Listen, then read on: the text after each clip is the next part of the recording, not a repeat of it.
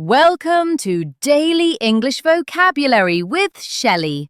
This is Lesson 1, where we begin our journey to mastering English, one word at a time. Today, we'll learn 5 essential English words to boost your vocabulary. Whether you're aiming to improve daily conversation, comprehension, or expression, you're in the right place. Our first word is ubiquitous, pronounced ubiquitous. It means present, appearing, or found everywhere. The word comes from the Latin ubique, meaning everywhere. It's an adjective. Are some example sentences. Smartphones are ubiquitous in modern society. The company aims to make its product ubiquitous. Coffee shops are becoming ubiquitous in urban areas.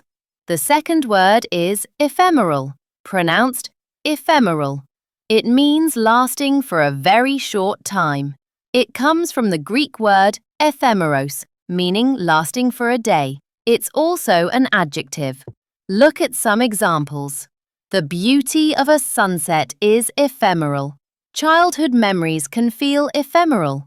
Fashion trends are often ephemeral. Up is benevolent, pronounced benevolent.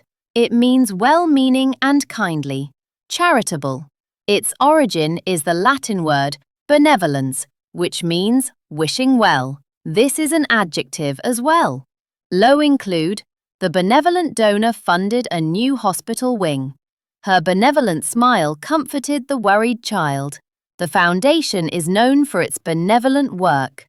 Word 4 is meticulous, pronounced meticulous. It means showing great attention to detail, very careful. It originates from the Latin word meticulosus, meaning fearful or timid. This too is an adjective. The artist was meticulous in painting every leaf. Next up, and our final word is pernicious, pronounced pernicious.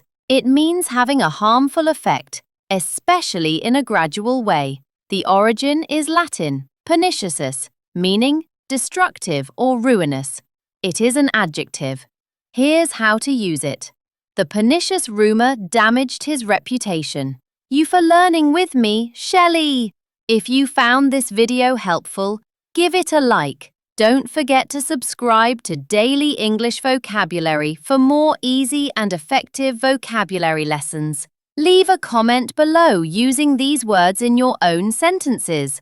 We'd love to read them. See you next time with more powerful words to improve your English.